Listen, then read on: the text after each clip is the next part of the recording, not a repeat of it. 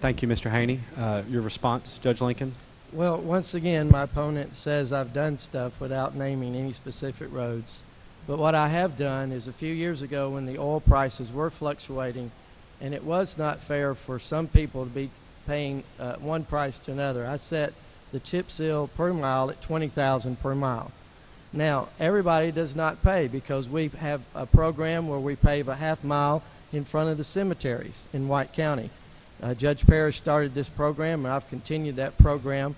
And it's a program to cut down the dust in front of a cemetery, cut down the noise in front of the cemetery. I have a cemetery list that we've been working off of.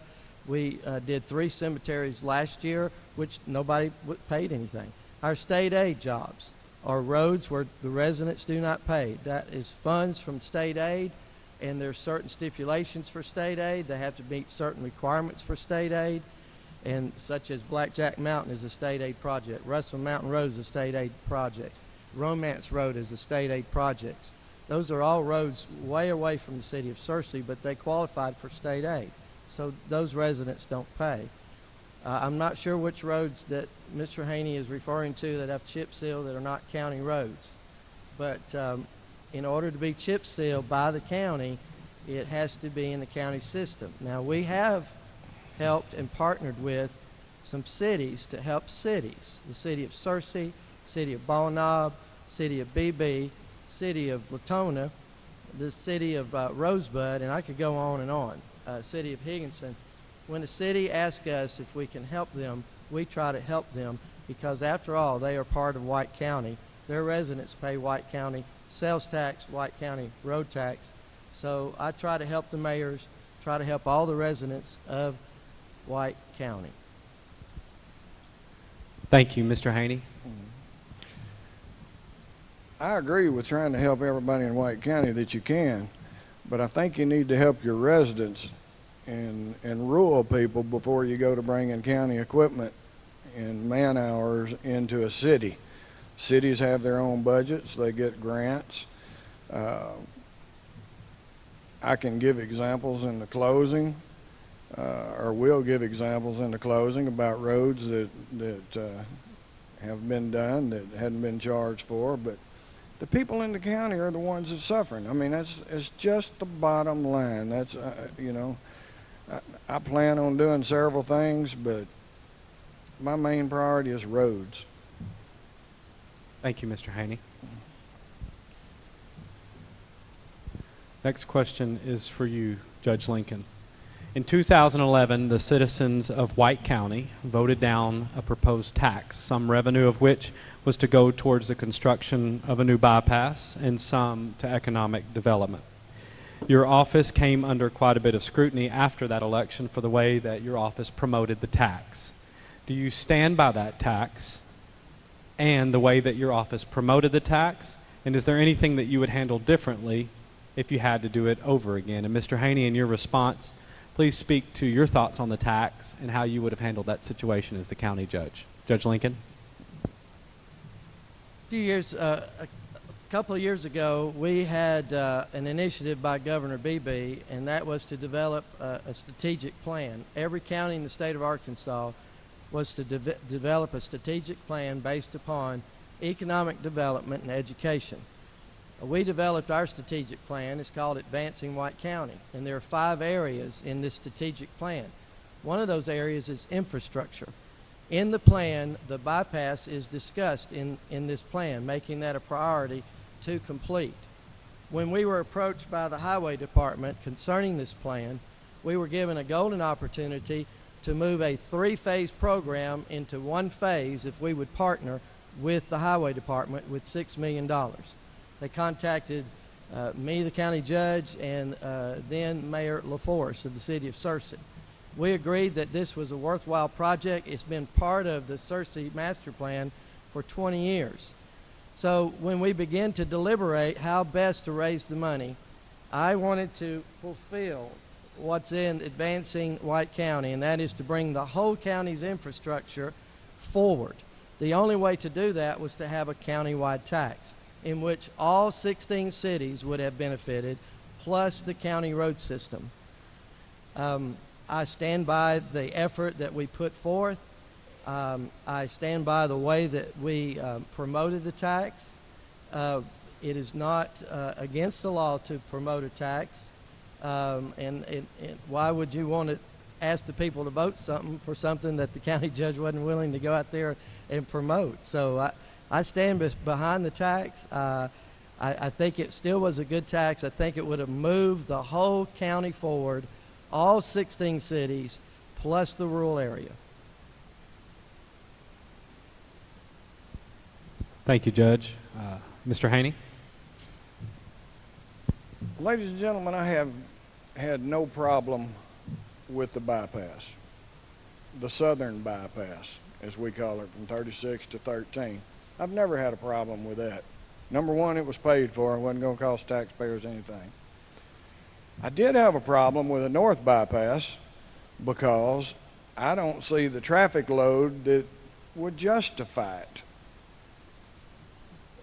That's a lot of money to spend for a road, to me, that's not justified. I would much rather see them take that money and invest on something like Joy Mountain. How many people are going to have to lose their lives, be injured for life, or lose their livelihood because of Joy Mountain? Not that a county judge can do anything about it. I don't know. I don't know what the county judge can do. But I would have much rather seen the money go for something like Joy Mountain and making it safer than I would a north bypass. And it wasn't, like I say, that I was against the tax. I was against the way it was proposed. It was proposed for 4 times more than what was needed. The reason, we all know the reason it was proposed for 4 times more than what was needed was because it was, for a lack of better words, to hang a carrot out in front of each city mayor's nose and try to bait them into getting the thing passed. And it would have been a good thing for them. It would have been extra money. They need extra money. But not in this day and time, because I'm here to tell you, I work in the gas industry along with other industries. And this gas industry is on a downhill slope. We don't need more taxes. Thank you. Judge Lincoln, your 30-second rebuttal. Well, my opponent says he didn't oppose the tax, but he wrote a letter to the editor. He contributed to the organization that did oppose the tax, and in fact, he had signs out that said no new taxes. Amazingly, when the city was passing their tax, there was no opposition. So I guess the city tax was not a new tax, but the county tax was a new tax. In reality, the city did pass a tax. In reality, April 1st, every White County citizen that shops in the city of Searcy pays that tax, but gets no benefit in their city or in the county for that tax. We will get the bypass, and that's a good thing. Thank you. The next question is for you, Mr. Haynie, and it's regarding administrative decisions. Mr. Haynie, in the April 1st edition of the Daily Citizen, there was an article written regarding some well-publicized personnel decisions that you claimed that you would make if elected. If elected, what personnel changes do you know that you will make and why? And Judge Lincoln, do you plan on keeping the same personnel, and if so, why? Mr. Haynie? I plan on keeping every county employee employed except one. There's no need to sugarcoat it. There's no need to hide it. There's no need to lie about it. What's done is done, whether it was by mistake or intentionally. When it comes to all the road department people, I plan on meeting with them, if elected, all as a group, and then I plan on meeting with them one-on-one to understand their concerns. The head of the OEM that you're referencing to, I can give you 144 pages of an Arkansas State Police theft report, or an Arkansas State Police investigator report. The Arkansas State Police classified this as, let me find it here, crime and statute. They classified it as theft of property. I think these Arkansas State Police has been in business long enough that they know how to do a thorough investigation, and they did a thorough investigation, and all the evidence is right here. I'm not going to have anybody working under my administration, if elected, that's going to be under a microscope or suspected or even any indication of wrongdoing. That's just the way it is. If it costs me votes, then it costs me votes. But I stand by what I said. I'm not backing up from it. It's all right here. It's open to the public. If anybody wants a copy of it, it's here. I'll furnish you a copy of it if you want to read it. But you can read it online. Thank you. Thank you, Mr. Haynie. Judge Lincoln?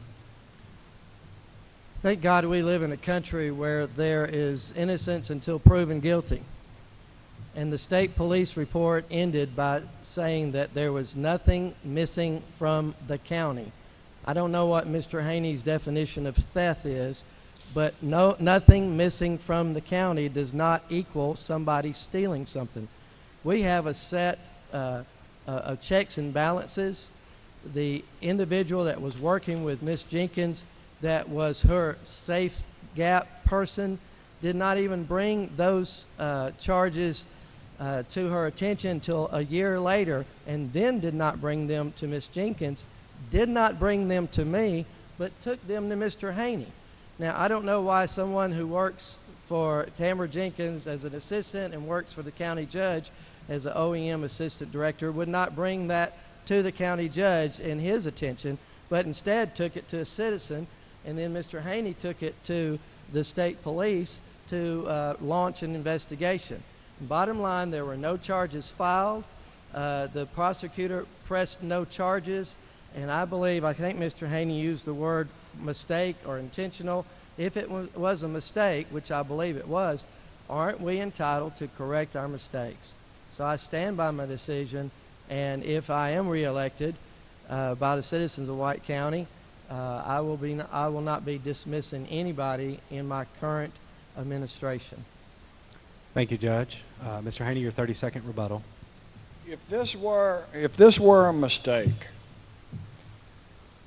why would this individual make full restitution of $7,000 and then some other accounts, make full restitution 2 years after the fact, and only after this was brought to the light of the news media and to the Arkansas State Police?